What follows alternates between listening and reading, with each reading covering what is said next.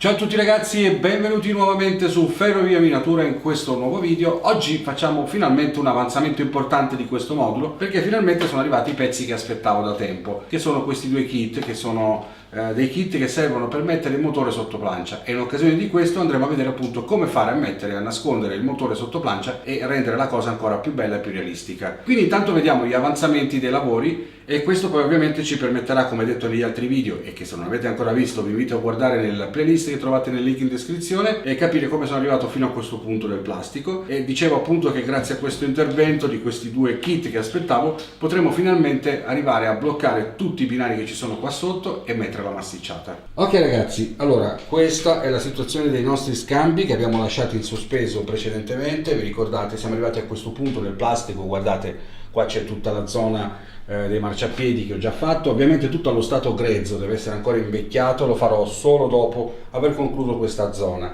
E quindi torniamo al discorso degli scambi. In questo caso la Pico fa una cosa bellissima, che è quella di realizzare questi motori che sono simili a quelli magari di Rocco Flashman. Vedete, li appoggio e fanno sempre lo stesso mestiere, ma la cosa figa è che questi kit che abbiamo appena comprato vi permettono di mettere questo motore sotto plancia, e ora andiamo a vedere come. Vi ricordate che nei precedenti video io avevo già tagliato sotto la zona di questo scambio e anche di quest'altro scambio, vi ricordate? Abbiamo appoggiato le ulite, ma in realtà sotto c'è la fossa dove io posso intervenire per mettere lo scambio.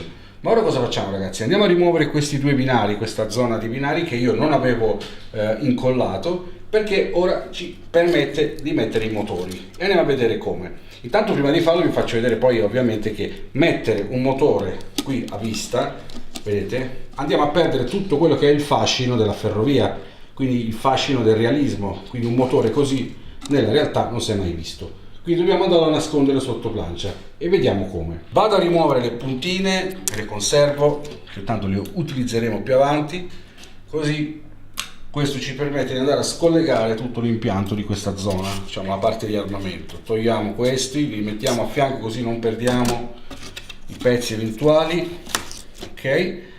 E poi andiamo a togliere anche questo.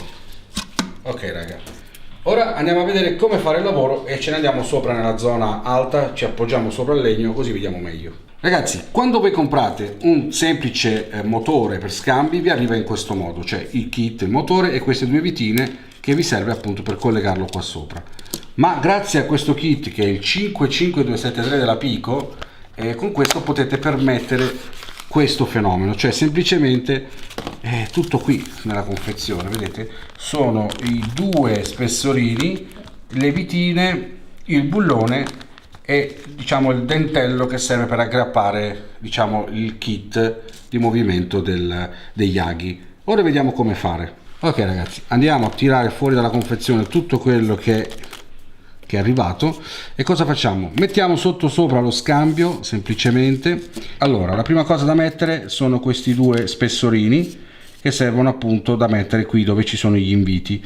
Cosa da non dimenticare: mettere sotto agli spessori la rondella che troviamo nella confezione, la mettiamo proprio dentro qui, la affoghiamo dentro, ok? Oh, vedete, affogata dentro. Quindi una volta affogata la rondella andiamo a mettere la nostra prima vitina. Ok ragazzi, ho messo il primo spessore, il gioco è fatto. Ok, il secondo facciamo lo stesso lavoro, andiamo a mettere la rondella dentro la nostra scarpetta, qui prendiamo la vitina e gliela mettiamo dentro ragazzi. È un'operazione che è molto semplice ma allo stesso tempo complicata per chi come me vede poco. Ok ragazzi, abbiamo attaccato i due spessori, vedete, sono già pronti per ospitare il nostro motore, però manca ancora un altro particolare: bisogna mettere questo accessorio che è importantissimo, che è quello che serve proprio a fare da leva al movimento dello scambio. Quindi i due pignoni piccoli vanno messi dentro qua, i due pignoni grandi, questi qui, guarderanno verso l'alto, quindi questi due piccoli devono essere innestati qua dentro. Ok, andiamo a fare l'operazione molto complessa. Ok ragazzi, abbiamo innestato questa parte importantissima che è quella appunto che ci permette di andare a agganciare il motorino. Quindi ragazzi è arrivato il momento di mettere il nostro motorino, ok? Quindi vedete che il motorino ha una lamella che si muove su e giù, si riesce a inquadrare, ok? Questa lamella praticamente di rame deve essere messa esattamente tra questi due pignoni, quindi tra questo e questo, dobbiamo innestarla in mezzo. Ok ragazzi, mi giro per farvi vedere meglio. Praticamente questa lamella deve essere innestata a metà, vedete? E vado ad appoggiare lo scambio, scusate, e vado ad appoggiare il motore, ok? Quindi una volta che ho innestato questo vado a mettere le due vitine, quelle originali, quelle che abbiamo trovato quando abbiamo acquistato il motorino, e andiamo ad avvitare. Questa vitina ovviamente adesso si sta avvitando nella rondella che c'è nascosta sotto, quella che abbiamo messo prima, innestata, affogata dentro. L'altra vitina va da quest'altra parte.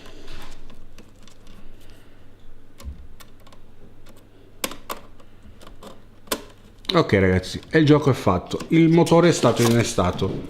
Ora, come potete vedere, abbiamo la possibilità di poterlo muovere da sotto, vedete? Lo scambio si muove regolarmente. Quindi abbiamo nascosto il motore e questi fili ovviamente adesso andiamo a vedere come fare, li faremo passare sotto e questo è risolto. Quindi faremo la stessa cosa anche per l'altro scambio e abbiamo risolto. Ragazzi, andiamo a appoggiare lo scambio. In questo punto devo fare un segno anche da quest'altra parte per stabilire la larghezza dello scambio.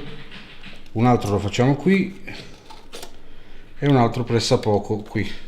Ok ragazzi, quindi andando a eliminare il tutto facciamo un piccolo solco e lo scambio è a posto. Quindi se lo vado a testare manualmente ovviamente posso sapere se il motore si muove o meno. Infatti è a posto, vedete ragazzi.